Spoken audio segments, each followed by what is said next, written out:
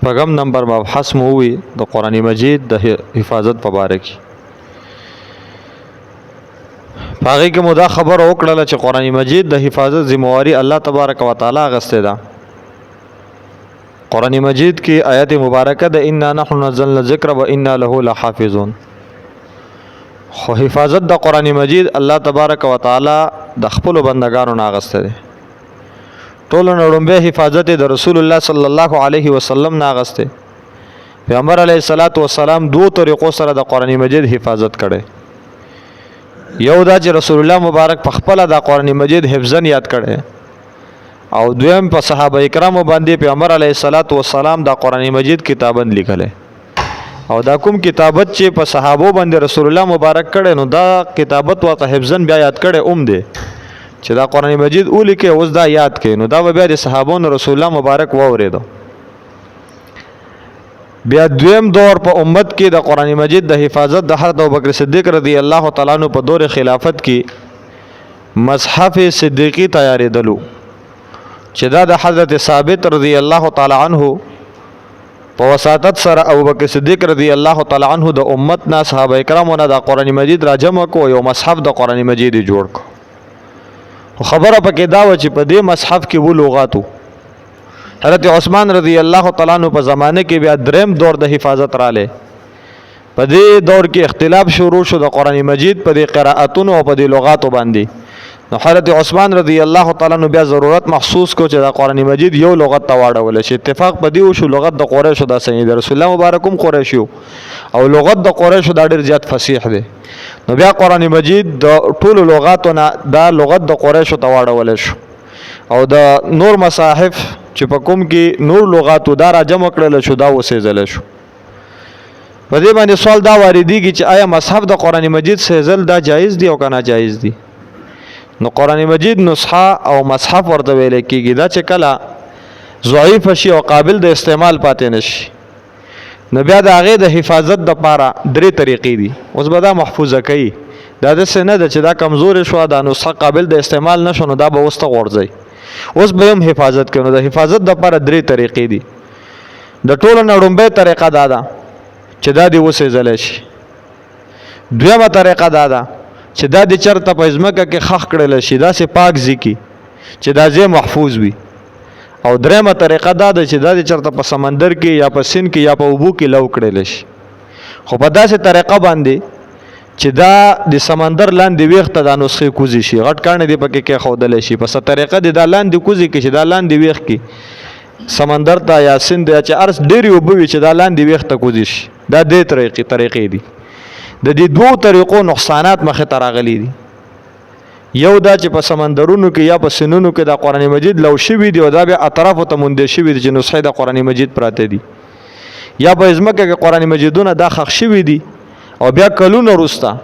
په هغه ځای باندې آبادۍ راغلی دی او دا ځایونه کنیسته شوي دي نسخې د قرآن مجید پکې موندې شوي دي. نو دا ډېر لوی نقصان مخې ته راغلی دی. او دویمه دا ده چې په دې دوو طریقو باندې چې دا لو کړلی شي یا ښخ کړلی شي په دې باندې دور د صحابه کرامو نه او دور د تابعین او د تبع تابعینو نه یعنی د خیر القرون د دور نه په دې باندې څه قسم دلیل نه موندل کېږي چې هغوی قرآن مجید دا مصحف په دې طریقه باندې دا محفوظ ساتلی وي. او دریمه طریقه چې سېزل دي نو دوه دلایل په دې باندې میلاویږي د دور د صحابه کرامو نه. یو دا چې حضرت ابوبکر صدیق رضی الله تعالی عنہ احادیث سېزلي وو او هغه احادیث ابوبکر صدیق رضی الله تعالی عنہ جمع کړي بیا دا وسېزل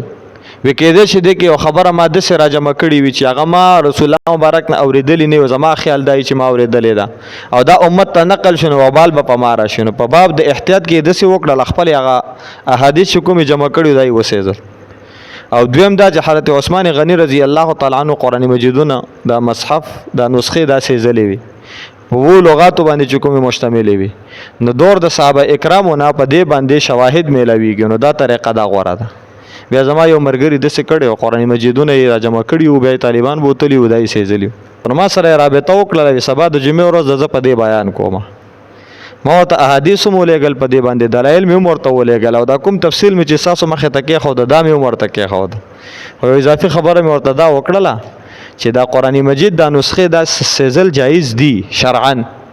او په دې باندې شواهد مشته دور د صحابو نه خو په دې ادوارو کې په دې دور کې به اوس په دې باندې عمل د عوامو مخه ته کم از کم نه کیږي ځکه اوس زمانہ د سراله چې د میډیا دور دی کفریه ممالکو کې د انګریزان د هندوان د مخالفین د اسلام قرآن مجید د نسخې سيزي او دا په میډیا باندې دنیا ته خی چې ګوره دا موږ نسخه د قرآن مجید وسېدل نو مسلمانان اشتعال کې راشي د مسلمانانو په ذهن کې نسخه د قرآن مجید سېدل دا ډېره لویه ګستاخي ده د قرآن مجید د اسلام او ډېر لوی توهین دی نو چې هغوی ذهن سازي دا شوې ده چې دا ډېر لوی توهین دی نو د هغوی په مخ کې کته نسخه دې دپاره سېځي چې دا ضعیفه شوې ده او دا محفوظه کومه دا به وسېدلی شي د دې ایره به چېرته ښخه شي نو مسلمان دې ته تیار نه دی نو چې تیار نه ده نو بیا به تا د قرآن مجید ګستاخ ګڼي او هغه رویه به در سره اختیاري چې کومه رویه د اسلام دشمن او د قرآن مجید دشمن سره اختیاریږي ځکه چې خلکو ژوندي کسان رانیولي سېځلي دي او بیا دلته سوات ته نږدې به د مدین کې واقعه راغلی یو کس راغلی دلته په کمره کې اوسېده قرآن مجید یې وسېزه د هغه د کمرې نه هغه پاڼې بیا وموندلی شو چې قرآن مجید نسخه یې دلته سېځلې ده نو بیا خلکو ته خبره واروته چې داسې کار یې دلته کړی دی هوټل کې و یا چې هر ځای کې و خلک پسې راجمع شو چرته یو ځای کې د خوړ په غاړه یې راګیر کړ بیا یې بازار لا راوړو هلته یې ورته اور بل که ویې سېزه او دې ټولې دنیا ته یې وښودو دا ګوره قرآن مجید یې سېزلی او دا سزا یې ده نو اوس دې وجه نه خلک اشتعال کې پیدا کېږي نو هغه غریب په دې بیان هم وکړو خو هغه مسله د هغه حل نه شوه بالاخر هغه جومات پرېښوده او لاړې بل جومات ته کې ډېر خدمت یې هلته کړی و ډېر وخت یې هلته تېر کړی و شاګردان یې تېر کړي لوی خدمت یې کو دا درې طریقې دي د قرآن مجید د حفاظت